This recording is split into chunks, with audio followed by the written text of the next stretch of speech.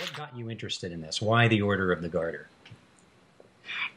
The actual truth is that it was originally going to be one chapter in a much longer book, which was going to be about medievalism and gender. So I was thinking about the role of women in medievalism, which is sometimes a little bit neglected. A lot of medievalism studies is quite conservative in terms of its gender politics, and I wanted to look at the origins of that. And I was going to have a chapter on the Order of the Garter because of that foundational myth, as I call it, about the woman whose garter falls down at the ball. Edward picks it up and courteously rescues the situation. And I showed this proposal to a colleague, and he said, you know, that's a book in itself. And I thought, yes, that's right. So it was really that external prompt to make me think that I could actually generate a whole book about it. And then I guess the other thing is that it's like my previous book, which is on Chaucer and the reception of Chaucer's poetry over the 600 years since Chaucer's death. So thinking about the different ways that people had responded to that really pretty much ongoing continuous tradition of ritual practice in medievalism. So I'm very interested in those kind of like those long histories, what connects us back to the medieval past. Right. Yeah. And what audience did you imagine for this book? And how has it been received by different constituencies? Well, of course, one always imagines this tremendously wide, broad, general audience for one's work. At the same time as wanting to appeal to our academic peers and colleagues and the people we admire, we want both, don't we? We want that precise, scholarly praise, but we also want that broader audience. The press was very keen that I write the book in an accessible manner. That was a nice challenge to do. I enjoyed trying to write slightly less formally than some academic work, I suppose. Yeah. I think the Order of the Garter is one of those topics that does appeal because it's really about sex. That story is really about sex. So there's that constant fascination with the sexuality behind the official story. So people have liked to think about the Order of the Garter as, you know, revealing something about the private life of medieval royalty, just as today there's this huge fuss about the naked photographs of the Duchess of Cambridge on her villa in France. So there's still that fascination with the private body behind the royal formality. So that's been a kind of a constant appeal, I guess. There's a whole series of books about, you know, sex with the Queen, a whole series of books on royal mistresses, and that's an ongoing fascination. Right. I did at one point think perhaps I shouldn't publish this book with an American press, perhaps I should go with an English press. But then I kind of thought that really if this book is going to have any kind of audience, it really needs to be have a global reach. And I also wanted to write it for people who perhaps didn't know quite so much about the Order of the Garter as a British audience does. I think in England in particular, there's that sense that this is our and particularly in the south of England, I guess, not so much in the north.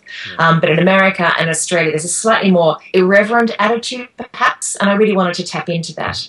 Some people ask me, do you want to be a member of the Order of the Garter? And I said, no way at all. Of course they wouldn't have me. But I like the idea of approaching it really from a bit of an angle, from a slant, from a slightly outsider's position, which as an Australian, I certainly am an outsider to that kind of convention. That was going to be my next question about Australia. Right. What about the Australian context? Yeah.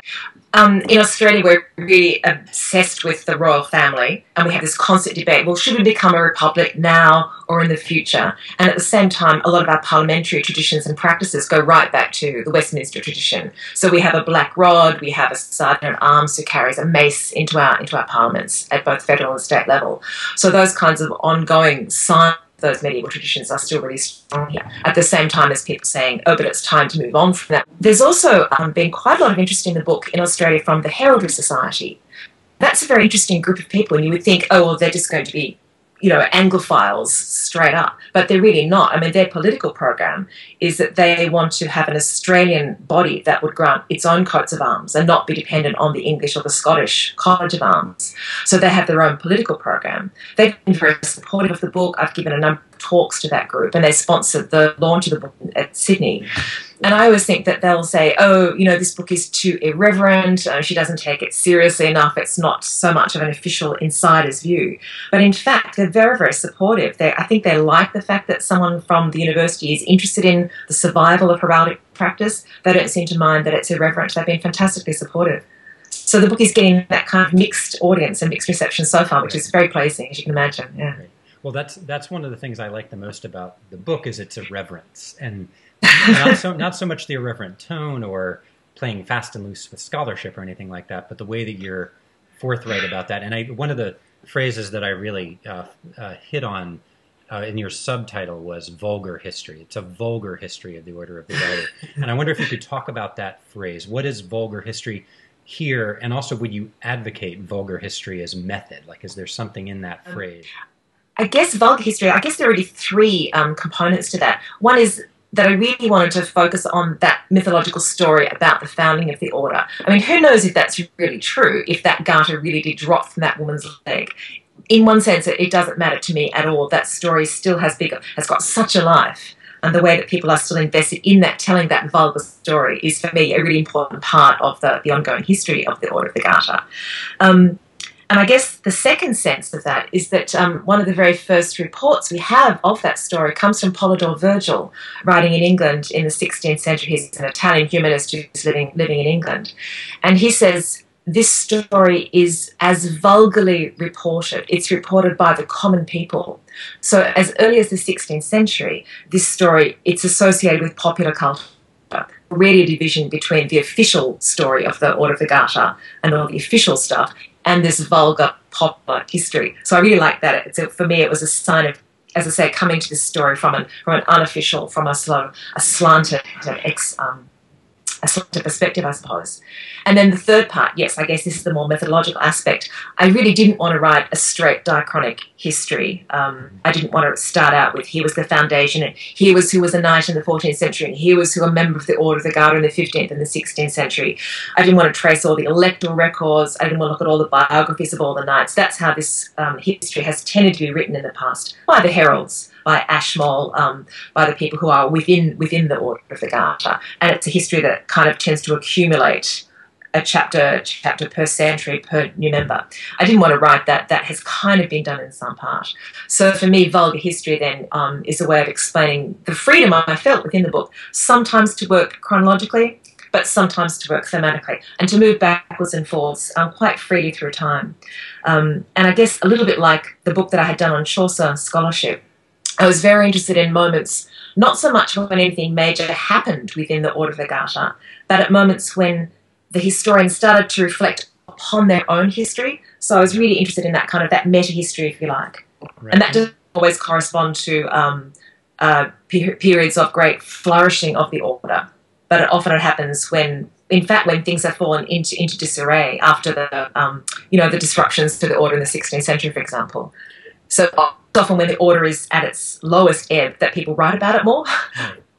Well, and I think that was reflected in the structure of the book, where it may be there may be some earlier chronological chapters at the beginning, but then you really shuttle back and forth between the medieval history, the modern recovery, and I mean that reflects what you were just referring to as your own interest throughout your career in medievalism, the comprehension of the Middle Ages, the representation of the Middle Ages over time, both in our own and in centuries past. And I wonder, can you talk about this book in relationship to that field that you've helped define, and where the study of medievalism is now, and what you think the emergence of the academic study of medievalism as a respectable field or a vulgar field in a good way, and how you see that developing now?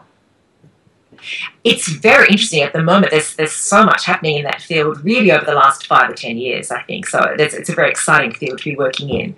And in the time I've been thinking about it, that relationship between medievalism and medieval studies is really changing. I think for a long time, medievalism was seen as a poor cousin to full-on, historically, philologically driven medieval studies. Medievalism, because of its subject matter, which itself is vulgar. A lot of medievalism is very, very vulgar, isn't it? Second order, it's derivative, it often gets historical details wrong, it's imaginative, there's kind of like free flights of fantasy. And so people who work on that stuff are often seen as, this is going to sound a bit harsh, but I think it's fair to say have actually been seen as kind of second rate, as impure as I think vulgar is a word that we could use here. But I do think that is now changing, and a lot of the work that's being done in that field is really done by some of the most powerful thinkers within medieval studies. One of the things I really want to do is in fact break down that opposition between medieval studies and medievalism studies, and something like a long, continuous ritual history like that of the Order of the Garter is perfect way of doing that. And really in part because the post-medieval history of the Order of the Garter is itself a history of medievalism in practice. Yeah, right.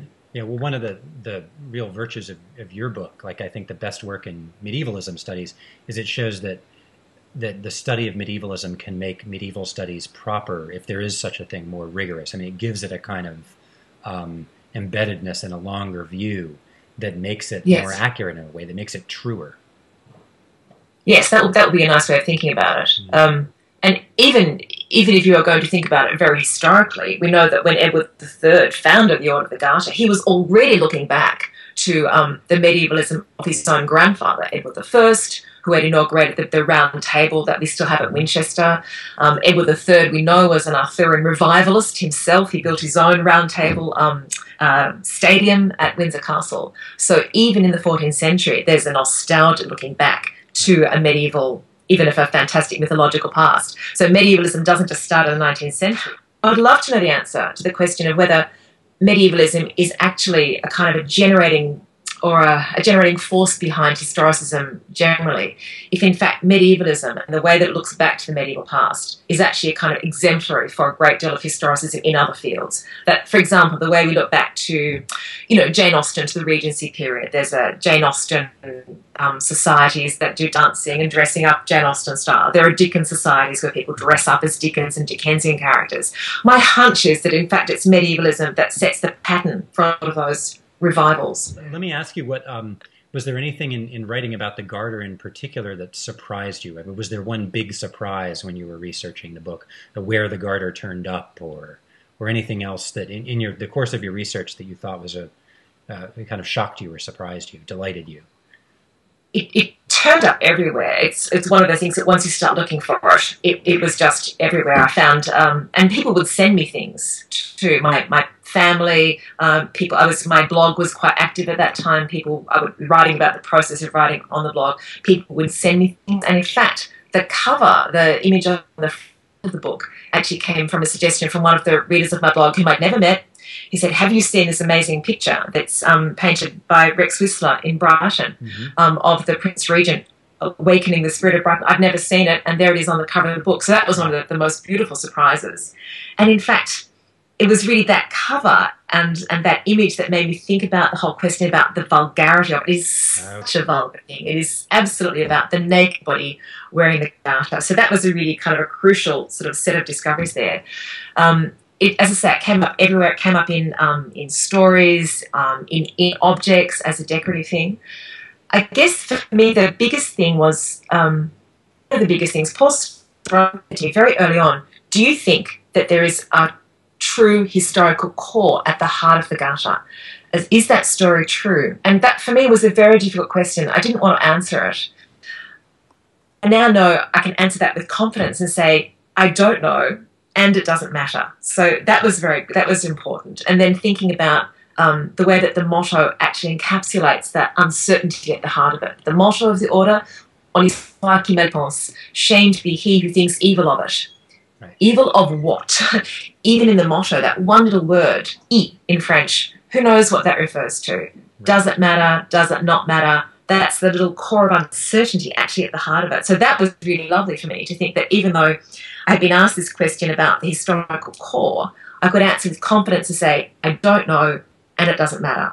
So that was lovely. And then everything seemed to follow from that. The fact that the motto is itself doubtful about what it refers to, the fact that it has a kind of a game playing, a kind of mystifying aspect to it, that made me realise that in fact the motto may even have been, someone suggested actually, it might have been the refrain of a song.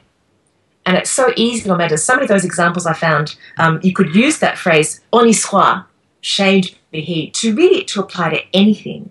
And so it became a kind of an all-purpose, self-generating kind of narrative in that little motto itself. Right. And that made me think, well, that probably is actually what the origin of it may be. It may well have been there was some occasion and someone said, "On y soit qui mal pense, shamed be he who thinks evil of this." It could be anything. It could have been the drop garter. It could have been something else.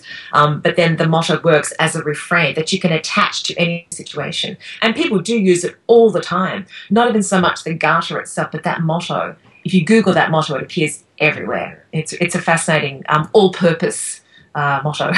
Wonderful. Well, that it sounds like you're paraphrasing in some ways the last sentence of the book, which I thought was so beautiful. So I'll read it and then just as a last word, maybe say something about it. In the final irony of its long continuance, the Order of the Garter can never resolve the question of its origin, and will never be able to acknowledge the medievalism of the medieval thing at its heart.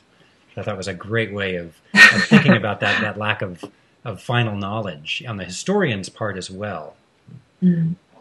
Yes, I wanted to come up with something a bit more, as I say, I wanted at some point to have a bit more of a decisive ending, and I struggled with the conclusion. We always struggle to write the last part of the book.